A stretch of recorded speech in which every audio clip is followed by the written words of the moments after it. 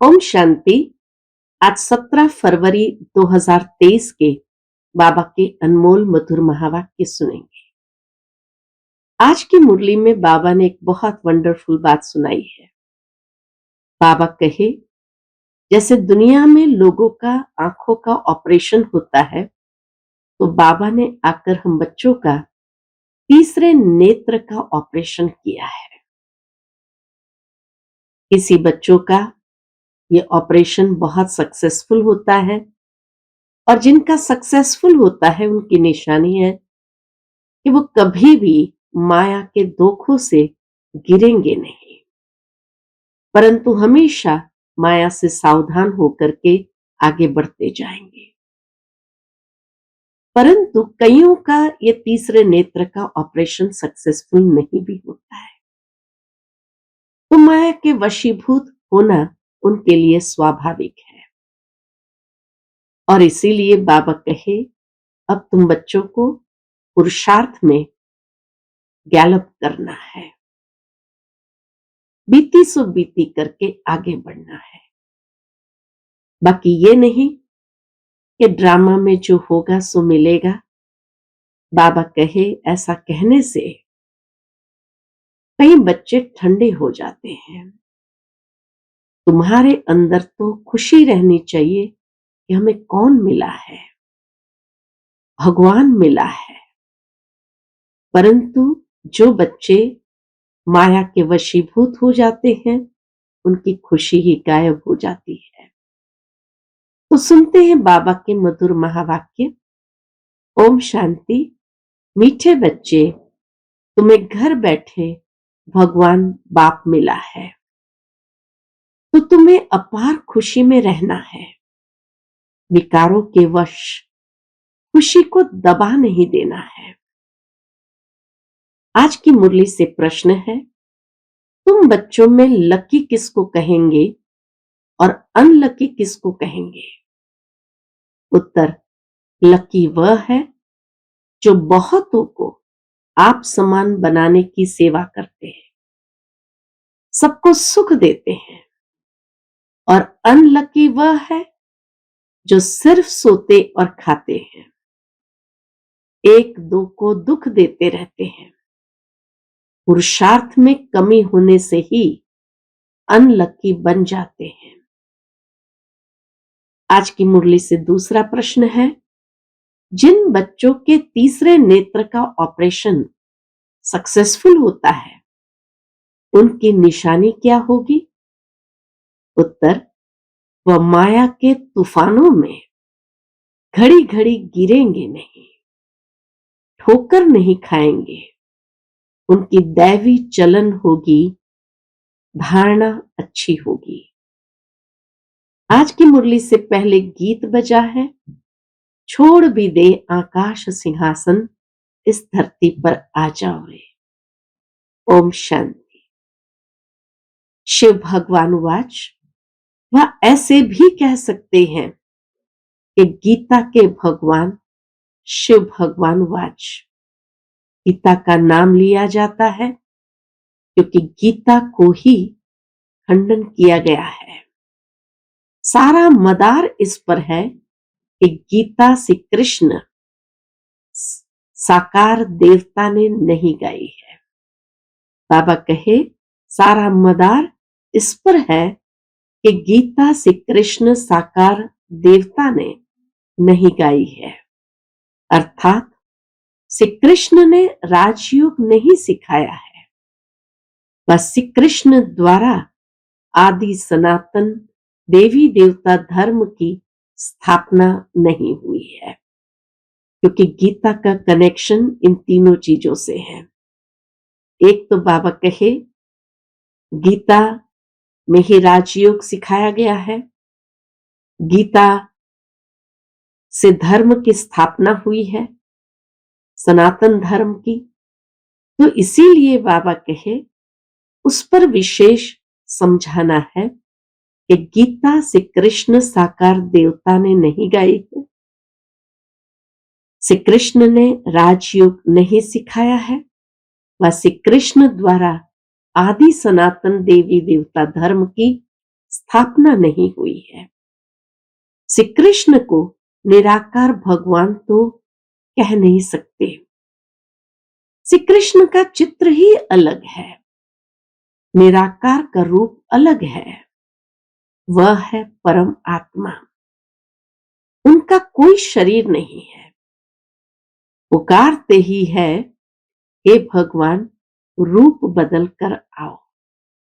गीत में भी कहा है, छोड़ भी दे आकाश सिंहासन, इस धरती पर आ जाओ। तो उसमें आगे की लाइन है कि रूप बदल कर आओ। वह कोई जानवर का रूप तो नहीं धरेगा। मनुष्य ने तो शास्त्र में क्या क्या बता दिया है।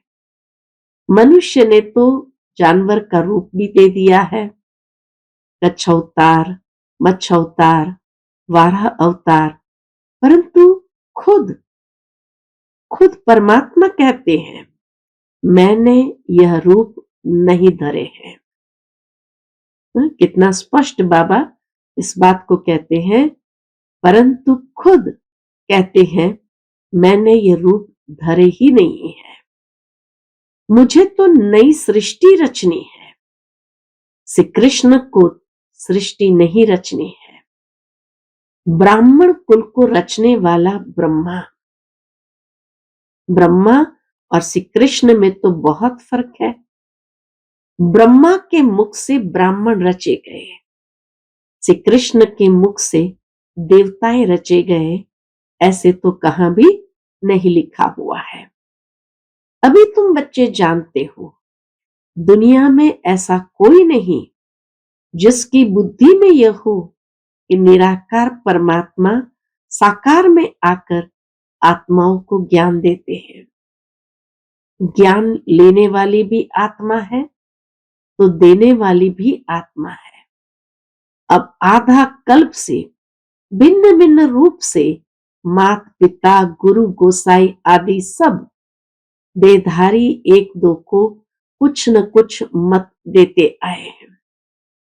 अभी इस समय त्वमेव माताश्च पिता त्वमेव पर समझाया जाता है, और बहुत सुंदर बात बाबा ने समझाई है कि जब ये गाते हैं, त्वमेव माताश्च पिता त्वमेव, त्वमेव बंधुश्च सखा त्वमेव, त्वमेव विद्या द्रविणम त्वमेव, त्वमेव सर्वम मम देव देव। तो बाबा कहे उस पर समझाना है। क्या समझाएंगे कि यह महिमा एक की ही गाई जाती है।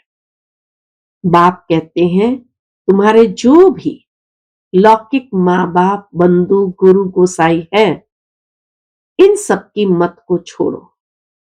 वो तो सारे अलग अलग है, तो सबकी मत को छोड़ो। लेकिन जब ये महिमा गाई है तो एक के लिए है कि एक से ही सर्व संबंध है। तो बाबा कहते हैं, मैं ही आकर तुम्हारा बाप, टीचर, गुरु, बंधु आदि बनता हूं। मेरी मत में सभी की मत समाई हुई है, इसलिए मुझ एक की मत पर चलना अच्छा है। परम पिता परमात्मा जरूर अभी ही मत देंगे ना। यह परम आत्मा तुम आत्माओं को मत देते हैं और वह सभी मनुष्य मत देते हैं। दुनिया में इतने सारे संबंध एक साथ मिलकर के मत देने लगते हैं, लेकिन यह परम आत्मा एक ही सभी संबंधों से मत देते हैं। वास्तव में तो वह भी आत्माएं ऑर्गन्स द्वारा मत देती है, परंतु मनुष्य नाम रूप में फंसे हुए हैं तो इस राज को नहीं जानते हैं। बाबा कहे, मनुष्य नाम रूप में फंसे हुए हैं तो इस राज को नहीं जानते हैं। जैसे कहते हैं, बुद्ध पार निर्वाण गया। अब बुद्ध तो शरीर का नाम हो गया, वह शरीर तो कहां जाता नहीं। शरीर तो यही 5 तत्वों में विलीन हो जाता है। वह कहेंगे फलाना वैकुंठ गया, वह नाम शरीर का लेंगे। ऐसे नहीं कहेंगे कि वह शरीर छोड़ उनकी आत्मा गई। ऐसे कोई जाते ही नहीं। तुम समझते हो आत्मा को ही स्वर्ग में जाना है। आत्मा कोई स्वर्ग से यहां नहीं आती, आते सब परमधाम से है। यह नॉलेज तुम बच्चों की बुद्धि में है। तुम जानते हो इस सृष्टि पर पहले देवी देवताओं की आत्माएं थी जिन्होंने सतयुग में पार्ट बजाया। तुम्हारी बुद्धि में आत्मा और परमात्मा का पूरा परिचय है, बल तुम घड़ी घड़ी भूल जाते हो, देह अभिमान में आ जाते हो। पूरी रीति कोई से मेहनत होती नहीं। माया ऐसी है जो पुरुषार्थ करने नहीं देती। खुद भी सुस्त है तो माया और ही सुस्त बना देती है। बाबा कहे खुद भी सुस्त है तो माया और भी सुस्त बना देती है। विश्व का मालिक खुद बैठ पढ़ाते हैं, जिसमें माता पिता बंधु सखा गुरु आदि सभी संबंधों की ताकत आ जाती है। एक की ही मत में सभी की ताकत आ जाती है।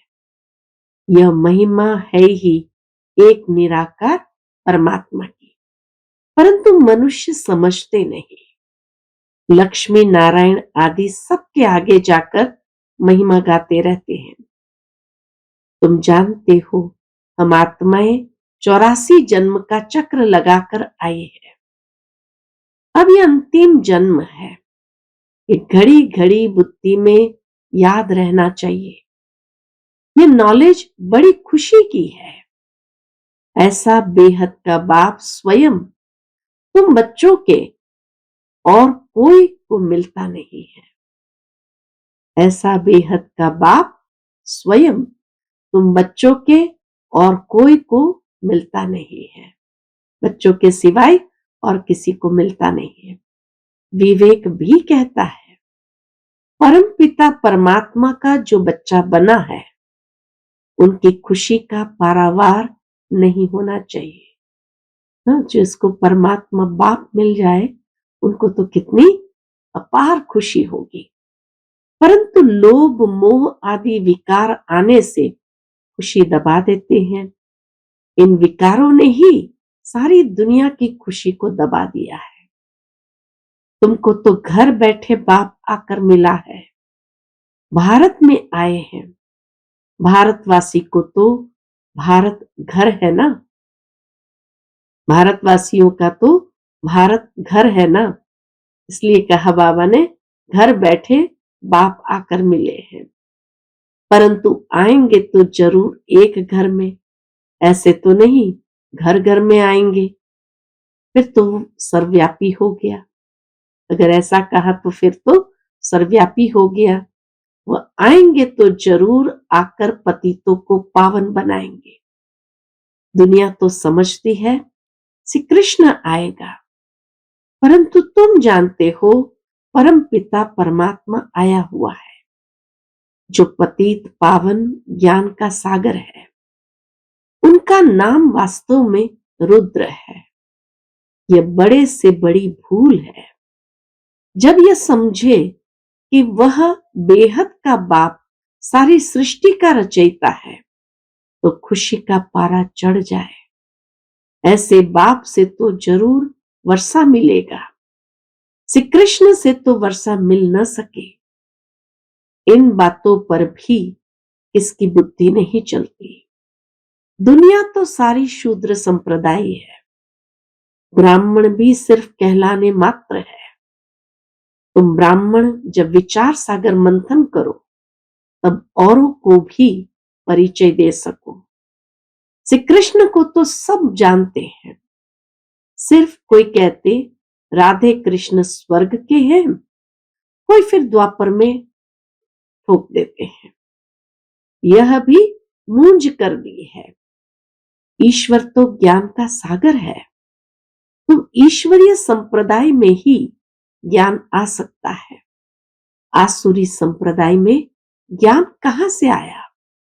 बल गाते भी है पतित पावन सीताराम, परंतु अपने को पतित समझते नहीं है, स्वर्ग को तो बिल्कुल जानते ही नहीं, सिर्फ नाम मात्र कहते हैं। यह भी नहीं समझते हैं कि देवताएं स्वर्गवासी है। तुम जब समझाते हो तब आंखें खुलती है। माया ने आंखें ही बंद कर दी है। प्राचीन भारत स्वर्ग था, लक्ष्मी नारायण का राज्य था। यह भी नहीं जानते, हम भी नहीं मानते थे, न जानते थे न मानते थे।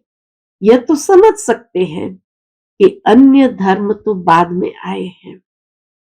देवताओं के समय ये धर्म नहीं थे, तो जरूर वहां सुख ही सुख होगा।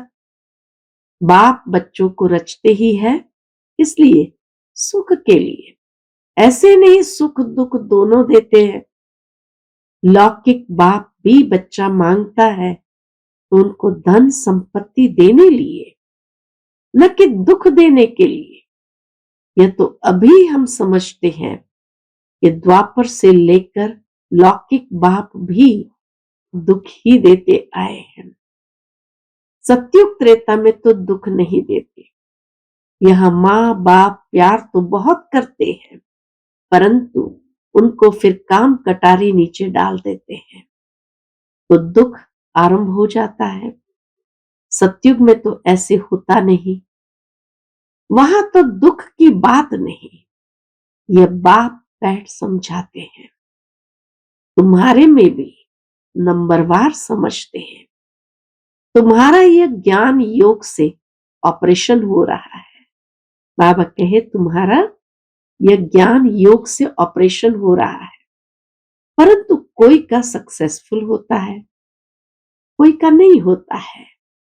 जैसे आंखों का ऑपरेशन कराते हैं तो कोई की ठीक हो जाती है, कोई में थोड़ी खराबी रह जाती है, कोई की आंखें बिल्कुल खराब हो जाती है। तुमको भी अभी ज्ञान का तीसरा नेत्र मिला है। बाबा कहे तुमको भी अभी ज्ञान का तीसरा नेत्र मिल रहा है, तो बुद्धि रूपी नेत्र खुल जाता है तो अच्छा पुरुषार्थ करने लग पड़ते हैं। कोई का पूरा नहीं खुलता है, धारणा नहीं होती, दैवी चलन भी नहीं होती। माया के तूफान में घड़ी घड़ी गिरते रहते हैं। एक तरफ है 21 जन्मों का सुख देने वाला उस्ताद, दूसरे तरफ है दुख देने वाला रावण। उसे भी उस्ताद कहेंगे। बाबा कहे रावण को भी उस्ताद कहेंगे। बाप कहते हैं मैं तो कोई को दुख नहीं देता, मैं तो सुख देने वाला नामी ग्रामी हूं। सतयुग त्रेता में सब सुखी है, सुख देने वाला और है। यह भी किसको पता नहीं है कि रावण राज्य कब आरंभ होता है। आधा कल्प राम राज्य, आधा कल्प रावण राज्य। यह है राम राज्य और रावण राज्य की कहानी। परंतु यह भी कोई की बुद्धि में मुश्किल बैठता है। कोई तो बिल्कुल जड़ीभूत अवस्था में है जो कुछ भी नहीं समझते। जितना मनुष्य पढ़ते हैं उतना मैनर्स भी आते हैं, दबदबा रहता है। हमारा फिर गुप्त दबदबा है। आंतरिक नारायणी नशा चढ़ा होगा तो वर्णन भी करेंगे, औरों को समझाएंगे। यह पढ़ाई तो राजाओं का राजा बनाने वाली है। कांग्रेसी लोग तो राजाओं का नाम सुनकर गर्म हो जाते हैं, क्योंकि पिछाड़ी के राजाएं ऐशे बन गए थे, ऐशो आराम वाले थे। परंतु यह भूल गए हैं कि आदि सनातन देवी देवताएं राजा रानी थे। अभी तुम फिर बाप से शक्ति ले, 21 पीढ़ी राज्य भाग्य लो। यह सत्य नारायण की कथा तो मशहूर है, परंतु विद्वान आचार्य भी नहीं जानते। गीता का कितना आडंबर बनाया है। लाखों सुनते हैं परंतु समझते कुछ भी नहीं है। अब इन विचारों को कौन सुजाग करे? यह तुम बच्चों का काम है, परंतु बहुत थोड़े बच्चे हैं जो औरों को सुजाग कर सकते हैं।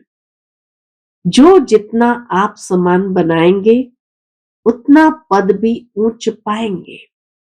बाप कहते हैं बीती सो बीती देखो। ड्रामा में ऐसे थे। बाबा कहे बीती सो बीती देखो। ऊंच पद पाना है तो जो पास्ट हो गया सो पास्ट हो गया। ड्रामा में ऐसा था। आगे के लिए पुरुषार्थ करो, अपना चार्ट देखो, इतने समय में क्या धारणा की है। चार्ट देखो, कोई 25-30 वर्ष के हैं, कोई 1 मास, कोई 7 रोज के बच्चे हैं, परंतु 15-20 वर्ष वालों से गैलप कर रहे हैं। 1 मास वाले 7 रोज वाले बच्चे भी 15-20 वर्ष वालों से गैलप कर रहे हैं। वंडर है ना। या तो कहेंगे माया प्रबल है या तो ड्रामा पर रखेंगे, परंतु ड्रामा पर रखने से पुरुषार्थ ठंडा हो जाता है। समझते हैं हमारे भाग्य में नहीं है। तुम सब लकी स्टार्स हो। तुम्हारी भेंट ऊपर के स्टार से की जाती है। तुम सृष्टि के सितारे हो। वह तो सिर्फ रोशनी देते हैं, तुम तो मनुष्य को जगाने की सेवा करते हो। दुखियों को सुखी बनाते हो। मनुष्य इन सितारों को नक्षत्र देवता कहते हैं। सच्चे देवता तो तुम बनते हो। उन सितारों को देवता कहते हैं क्योंकि वह ऊपर रहते हैं, परंतु देवताएं कोई ऊपर नहीं रहते। रहते तो इस सृष्टि पर है, परंतु मनुष्य से उच्च जरूर है। सबको सुख देते हैं। जो 1-2 को दुख देते हैं उनको थोड़ी लकी स्टार कहेंगे। लकी और अनलकी इस समय है। जो आप समान बनाते हैं उन्हें लकी कहेंगे। जो सिर्फ सोते और खाते हैं उनको अनलकी कहेंगे। स्कूल में भी ऐसे होते हैं। यह भी पढ़ाई है, बुद्धि से काम लेना पड़ता है। राधे कृष्ण को 16 कला लकी कहेंगे। राम सीता 2 कला कम हो गए। सबसे नंबर 1 लकी कौन है? लक्ष्मी नारायण है। वह भी इस पढ़ाई से ऐसे बने हैं। पुरुषार्थ में कमी करने से अनलकी बन पड़ते हैं। तुमको तो बाप खुद पढ़ाते हैं। तुम स्टूडेंट ही गोप गोपियां हो। वास्तव में यह अक्षर सतयुग से निकला है। वहां प्रिंस प्रिंसेस खेल पाल करते हैं तो प्रिय नाम गोप गोपियां रखा है। सतयुग की भाषा के विषय में बाबा स्पष्टीकरण देते हैं कि वहां प्रिंस प्रिंसेस खेल पाल करते हैं तो प्रिय नाम गोप गोपियां रखा है। श्री कृष्ण के साथ दिखाते हैं। बड़े हो जाते हैं तो गोप गोपियां नहीं कहा जाता है। होंगे तो सभी प्रिंस ना, तो प्रिंस नाम नहीं होता है, तो इसीलिए उनको प्यार से गोप गोपियां कहा जाता है। बड़े हो जाते हैं तो गोप गोपियां नहीं कहा जाता है। होंगे तो सभी प्रिंस ना, कोई दास दासियां व बाहर के गांवड़े के लोग से भी नहीं खेलेंगे। प्रिंस प्रिंसेस दास दासियों के साथ व बाहर के गांवड़े के लोगों के साथ तो नहीं खेलेंगे। महल में बाहर वाले तो आ न सके। श्री कृष्ण बाहर जमुना आदि पर नहीं जाते हैं, अपने महल के अंदर ही खेलते हैं। भागवत में तो कई फालतू बातें बैठ लिखी है। मटकी फोड़ी आदि आदि है कुछ भी नहीं। वहां तो बड़े कायदे हैं। देवताओं के इतनी रॉयल्टी है, इतने कायदे में रहते हैं। बाबा कहे वो ऐसी बातें नहीं करते हैं। तो बाप कितना समझाते हैं। कहते हैं श्रीमत पर चलो, इस समय तुमको सुख ही सुख मिलता है। उनकी कितनी महिमा है, सबके दुख कैंसल कराए, सभी को सुख देते हैं। कहते हैं माँ में कब याद करो, ये बाप आकर न पढ़ाते तुम क्या पढ़ सकते हैं? तो कुछ भी नहीं पढ़ सकते थे। ये मोस्ट लवली बाप है, सबसे अच्छी मत देते हैं। क्या है बाबा की सबसे अच्छी मत? मन मना भव, मुझे याद करो, स्वर्ग को याद करो, चक्र को याद करो, इसमें सारा ज्ञान आ जाता है। वह तो सिर्फ विष्णु को स्वदर्शन चक्र दिखाते हैं, परंतु अर्थ का पता नहीं। हम अभी जानते हैं कि शंख है ज्ञान का, जो निराकार बाप देते हैं, विष्णु थोड़ी देते हैं, और देते हैं मनुष्य को। बाप आकर ज्ञान का शंख मनुष्य को देते हैं, जो फिर देवता अथवा विष्णु बनते हैं। इतना मीठा ज्ञान है, तो कितना खुशी से बाप को याद करना चाहिए। अच्छा, मीठे मीठे सिकिलदेव ब्राह्मण कुल भूषण स्वदर्शन चक्रधारी बच्चों को याद प्यार, परंतु बच्चे स्वदर्शन चक्र चलाते बहुत थोड़ा है, कोई तो बिल्कुल नहीं फिराते। बाप तो रोज कहते हैं स्वदर्शन चक्रधारी बच्चे, यह भी आशीर्वाद मिलती है। अच्छा, मीठे मीठे रूहानी बच्चों को रूहानी बाप की नमस्ते। हम सब रूहानी बच्चों की रूहानी माता पिता बाप दादा को याद प्यार, गुड मॉर्निंग और नमस्ते नमस्ते। शुक्रिया बाबा, शुक्रिया। आज की मुरली से धारणा के लिए मुख्य सार है। पहली पॉइंट, एक बाप की मत में बाप, टीचर, गुरु, बंधु आदि की सब मतें समाई हुई है, इसलिए उनकी मत पर ही चलना है, मनुष्य मत पर नहीं। दूसरी पॉइंट, बीती को बीती कर पुरुषार्थ में गैलप करना है, ड्रामा कहकर ठंडा नहीं होना है, आप समान बनाने की सेवा करनी है। आज का बाप दादा का मधुर वरदान हम बच्चों के प्रति है, शांति की शक्ति द्वारा सर्व को आकर्षित करने वाले मास्टर शांति देवा भव। शांति की शक्ति द्वारा सर्व को आकर्षित करने वाले मास्टर शांति देवा भव। जैसे वाणी द्वारा सेवा करने का तरीका आ गया है, ऐसे अब शांति का तीर चलाओ। इस शांति की शक्ति द्वारा रेत में भी हरियाली कर सकते हो, इतना भी कड़ा पहाड़ हो उसमें भी पानी निकाल सकते हो। इस शांति की महान शक्ति को संकल्प, बोल और कर्म में प्रैक्टिकल लाओ तो मास्टर शांति देवा बन जाएंगे। फिर शांति की किरणें विश्व की सर्व आत्माओं को शांति की अनुभूति की तरफ आकर्षित करेंगी और आप शांति के चुंबक बन जाएंगे।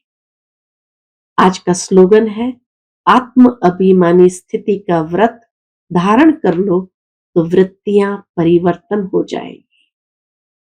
आत्म अभिमानी स्थिति का व्रत धारण कर लो तो वृत्तियां परिवर्तन हो जाएगी। अच्छा, ओम शांति।